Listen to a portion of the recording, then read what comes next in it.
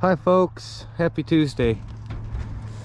On one of last week's videos I had a question from Lindsay asking if I would go into a little bit of detail about how I would get my horses to work gaits.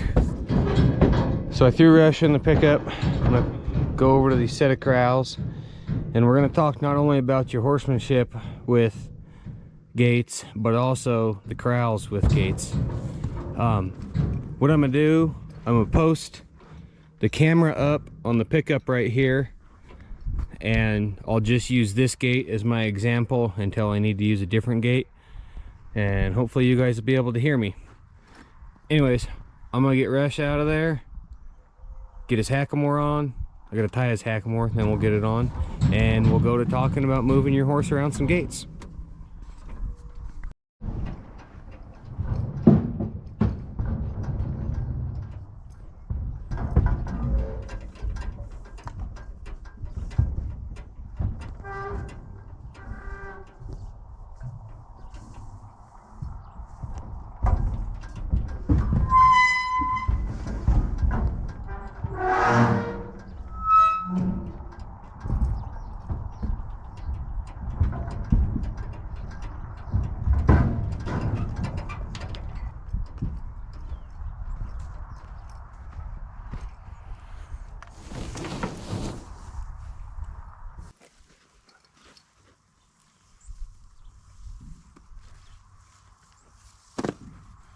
So Rush's hackamore is a lot bigger and a lot heavier than an average hackamore.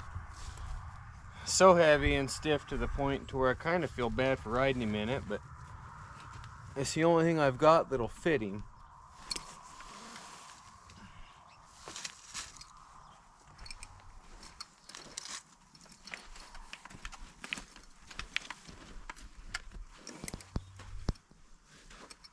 If I had something that was big enough and not as heavy, I would ride him in that, because like I said, this one's just, it's a little bit too heavy and too stiff. But guys that go really into the hackamore thing, stiffness, weight, size, location on the bridge of the horse's nose, that all matters. And I kind of have a little bit of an understanding of it, but not near as much as I really should. I don't know. Like I've said before, I have a job to do, not show horses to make. Okay, so first things first, yes, I have a different rope on my saddle than normal. This is a poly that was given to me by Dalton Darnell at 310 Ranch Life as a thank you for using the footage, being able to use the footage from one of my videos, and for being on his podcast. This is the Silverback. It feels pretty good. It's a 3-strand poly. I'm painting my cotton rope right now. It's drying, so I'm putting this one on my saddle. All I've done is rope the dummy with this one, but it feels pretty good. I'm looking forward to getting to use it on something. So before we start talking about gaits a whole bunch, I want to talk about how I ride my horses, because that translates to everything you do a horseback. And my hands, in combination with my feet, move their shoulders. So I can ask him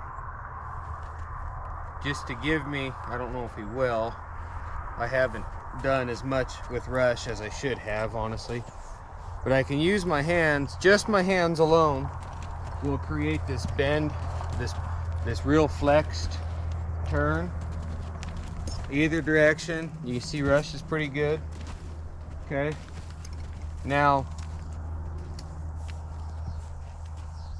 to get him to move just his front end, instead of using my inside rein, I'll use my outside rein and that outside foot, and I can make him pivot either direction, same thing. Okay, he's just a colt. He don't move perfect yet.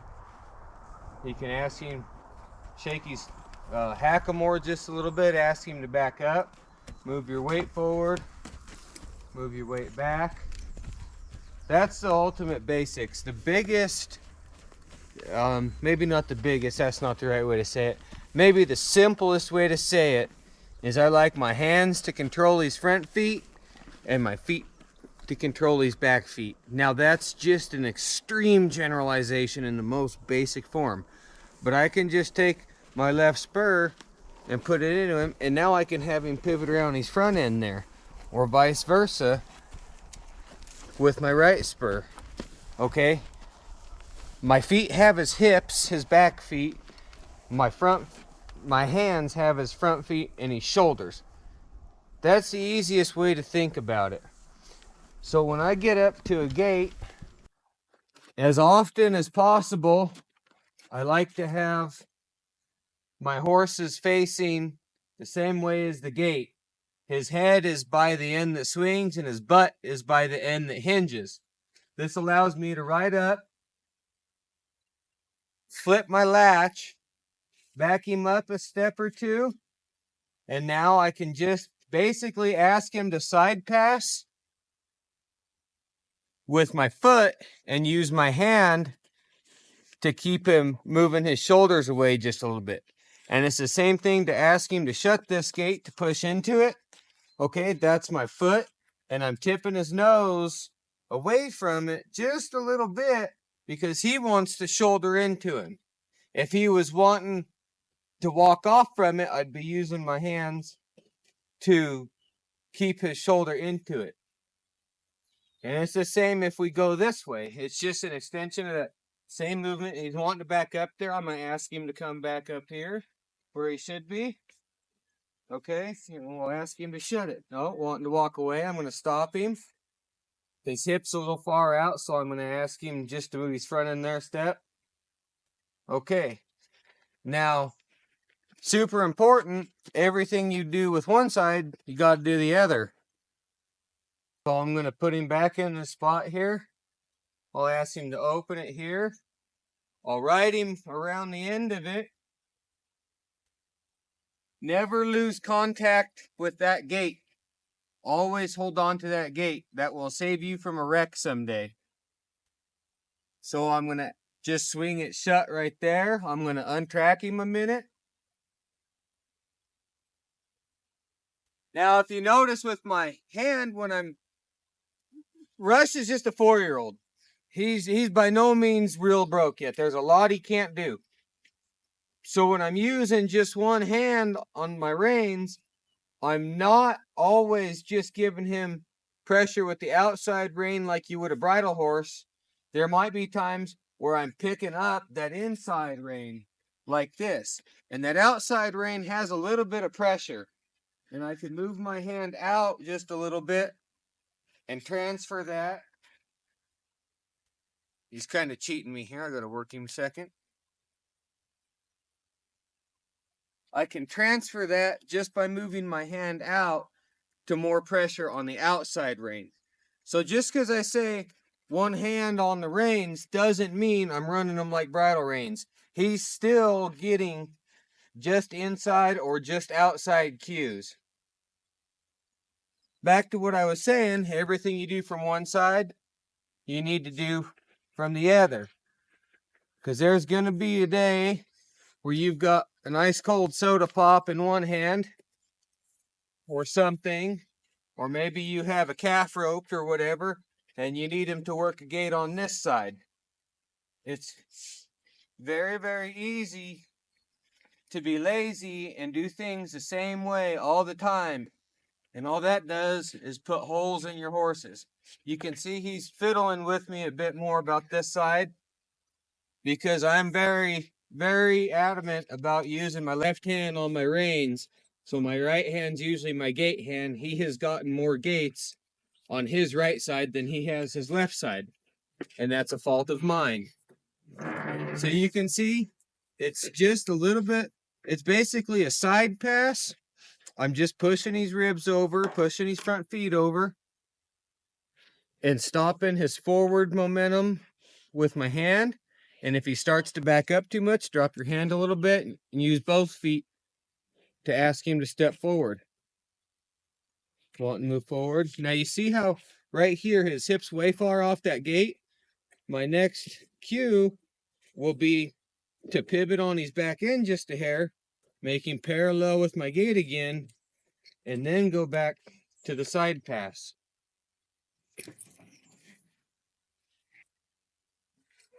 Okay, I'm going to untrack him again here just a minute. Let him think about something else.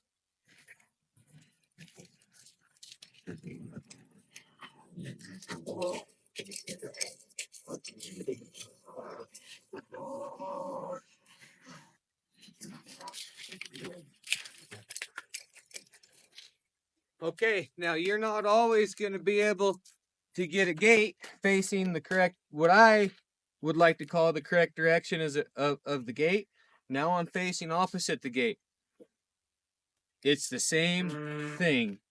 Ride him up to where his rear end will clear the gate post. Side pass him over. Now when you're doing this, they are going to like to put their shoulder into that gate just a little bit more. It's how they move. It needs to be expected and accepted. To close the gate, I'm just going to ask him to side pass away from it.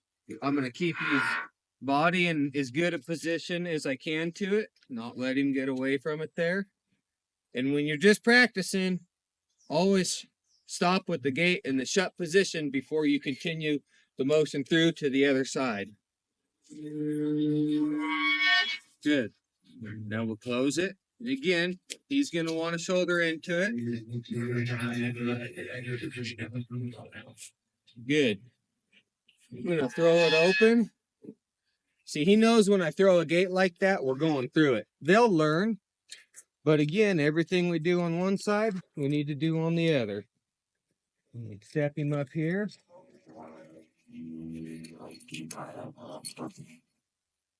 I probably haven't done a gate this way on him. So just letting him push into it with his shoulder. When he pushes into it with his shoulder, you don't want to let him start getting perpendicular to the gate. You know, a 45 angle from it is about the maximum, because then he's got some leverage and you can lean into it yourself and push on it with your hand. That way you're not using your knee to push on it. So again, just going to do everything back to the same. Back him up here like I was going to shut the latch on it. I'll fiddle with this latch. Okay. Once I get it latched, I'll pet him. Now, when you're getting a horse used to working gates, one thing I like to do is just because I close that latch, I don't ride off right away. I pet him, let him stand here a second. Now we'll ride off. What'll happen is if you are on a place that has a lot of gates that have the same style latch, whether it's the slide bars, a chain, whatever, soon as they start making a little bit of noise, he thinks that gate's shut, we're going to leave, adios. Well, if you got the tip of your finger in a chain because you grabbed it wrong, or you got cattle bumping that gate or something, it's going to come open, it's going to hurt your finger. That horse walking off from a gate before he's asked to is a really bad thing. Okay, that's the biggest things I think about on a gate that swings what I like to call correctly. And correctly to me for a gate is where the open end or the latch end is on a straight run of fence. I'm going to put the camera on my head for the next part, and we're going to talk about gates that are in a corner. Okay. Now, I don't know if you guys will believe me, but Rush is a half draft. These corrals are 6 foot tall. He's a big old boy. I'm going to get this latch here. Now I'm going to ask him to back up. Push into it here. Step him through. I will try to never let go of that gate as I come around. Ask him to step back to it. Good. Latch it. Pet him. Let him stand here just a second. Let him realize that, hey, you know, the end of the gate where these latches are, I like them because I get a break. Yeah. Okay.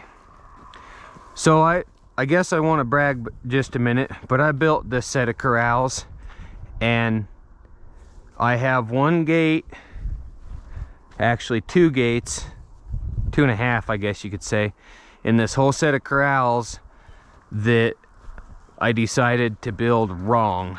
And that's just a term, don't think too much into it, but in my opinion, a gate should never have the latch in a corner if it can be avoided. Now, this needs to be shut for one. This gate, not the one I'm closing. Hey, easy, bud. This gate in front of us here, the way this gate sits and the way the fence sits, there was no correct option from inside the corrals, and we opted to put the hinge on that side so it would swing open and act as a wing against those trees when we're bringing cattle in here. But what it does is it gives us a corner latch. Now, corner latches are tough even for broke horses sometimes, because they have to step in here, flex away from what they're doing, and allow me to work this latch.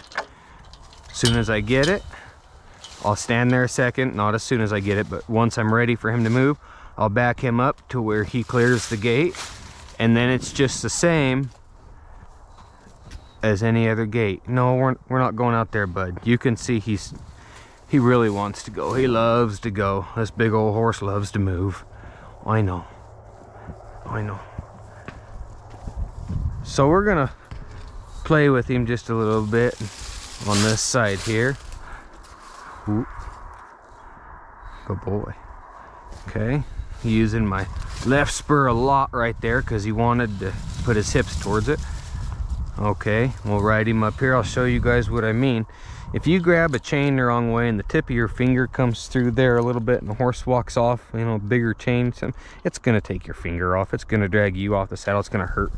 So I like to let him sit here, and you can even kind of just rattle this and, oh, you know, I can't get it. Oh, there, it finally went. Okay, now we're gonna pet him. Stand here a minute. Then you could ride off if you want to, but don't let them start walking off on their own from a gate latch. That's a huge problem in the making. Okay, gonna pull him back now. Again, left spur and this inside rein here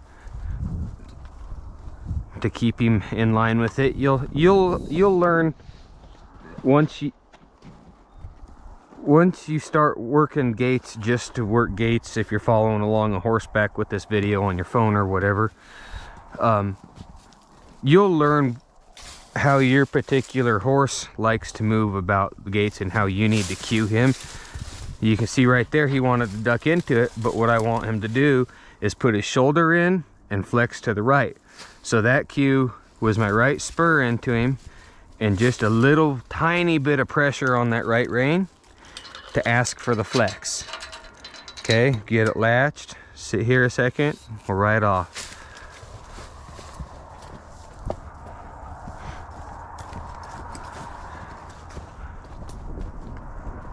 Now this time we're gonna ride him up this way and ask him to flex into it, kind of like he just was. Good, fiddle with it. Now sometimes, like especially if I'm in a hurry, you can just push a gate and throw it and ride your horse through it. Woo!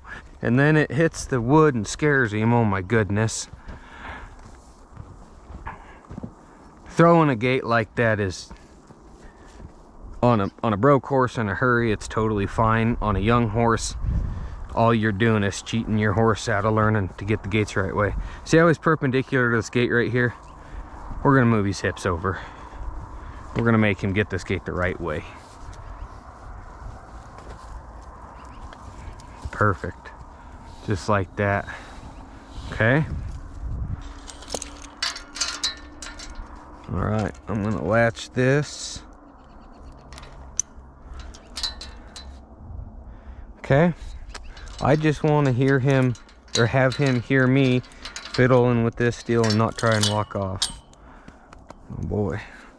Okay, I'm gonna open this out to me this time. Probably did last time too, it's okay. Pull him around here. You can see he plays with the hackamore yet. He's just a colt.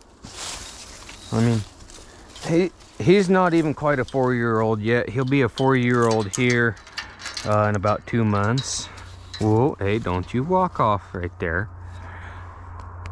Okay, so that's the basics to gaits. We'll go into just a little bit more here. I got a little bit of sunlight left.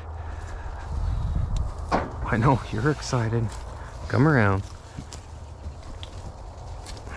Okay. Hey.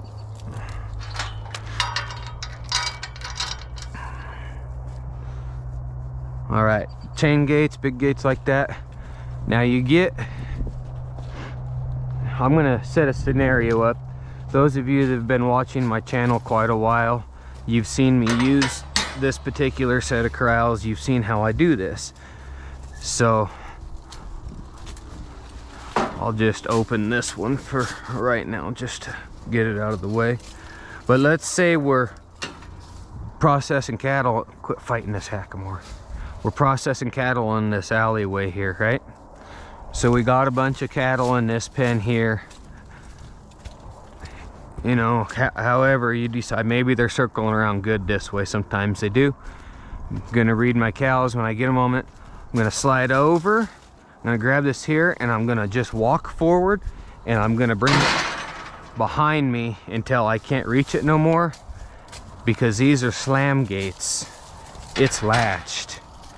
Okay, slam gates, a horse will figure that out and he'll help you with it. You probably couldn't see it because of where the camera sits on my head, but Rush, he knows these gates. He was wanting to really walk through it for me.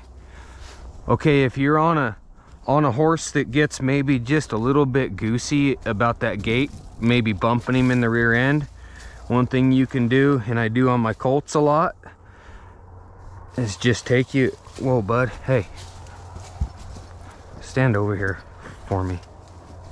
Just take you a tie string, throw this knot, go over, under to the left, over to the right, under to the right, and then go through the 2 strands you just made, like so.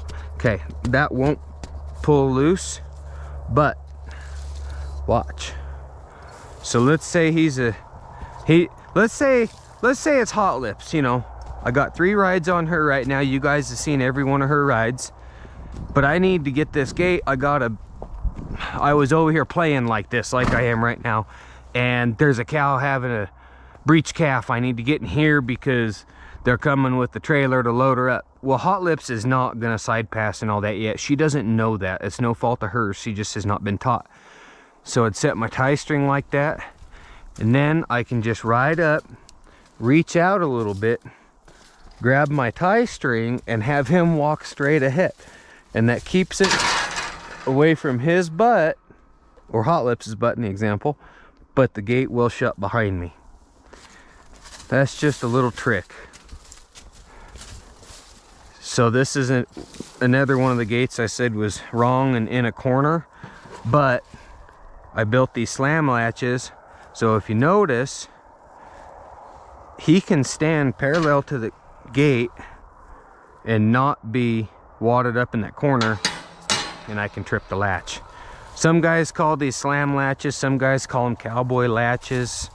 That's built out of sucker rod and some springs and a little bit of pipe. It's a simple design. It works pretty good. I haven't had a problem with it coming open. The only thing I wish I'd have done is I wish I would have put a little bit more tension on those springs, because if you throw these gates real hard, sometimes they will bounce back. But I am going to close this gate because I don't like to leave gates open in corrals. Okay, left spur, get his hips over here. keep spur, left spur, more left spur, move his hips over.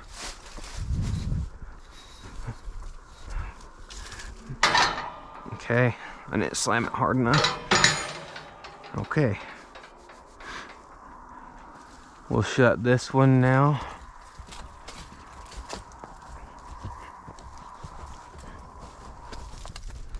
Another thing about running a young horse's reins when you're starting to run them one-handed, there's a little bit of feel back here and a lot of feel up here. So you can really bump a young one around right there pretty good. Hey, right there, see that? Okay. I know some guys say two-hand them forever and this and that. I'm not making show horses. I'm making horses that I get a job done on.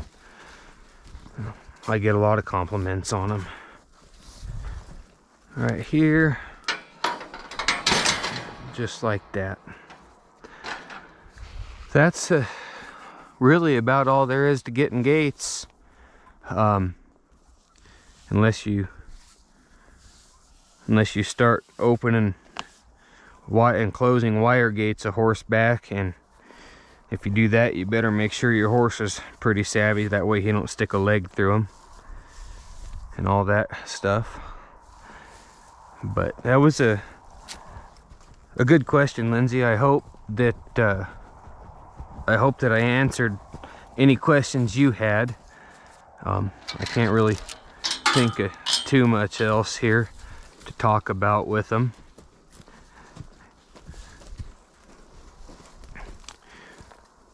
But like I said, guys, if you ask questions or want me to elaborate on something, get my opinions on it, I will do so for you.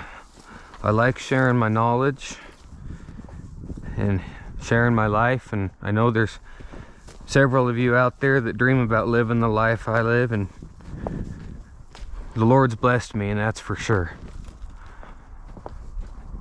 Anyways, like I've mentioned before, I got a member section of the channel. It's got 3 tiers. The lowest tier is $5 a month, and it'll get you access to the rodeo videos that are coming up this summer. The middle tier will get you early access to regular videos and access to the rodeo videos. I believe that one's $10 a month. And the top tier will get you the other 2 perks, plus you will get access to members only live streams. And I don't have a plan what to live stream yet, but you know, if I had several members in the live stream and a member was one that asked the question, I might have just live streamed this whole thing tonight. Stuff like that. The money that I'm making off that just helps me with breeding fees, vet bills, feed, diesel in the tank to go to rodeos, stuff like that. I try to roll as much of it back into the channel as I can, and hopefully we can get enough put together to get a start on the podcast that I have planned, where I'm gonna try and be talking to, see, I went to do it with my left hand here. That's good. Went to do it with just the average working cowboys who I'd like to be talking to on my podcast, and just sharing experiences, stories, anything like that. I mean, just cowboys talking amongst cowboys. The world needs more of that. So if you're interested in sponsoring either this YouTube channel or the podcast, helping it get off the ground, or becoming a monthly sponsor and getting your company mentioned once a week is what I'm shooting for on the podcast, send me an email at rubucknevada.com or rubucknevada@gmail.com, and we'll get something worked out for you. I would like to help your business grow just like you'd be helping my channel and my horses and my family and everything else grow.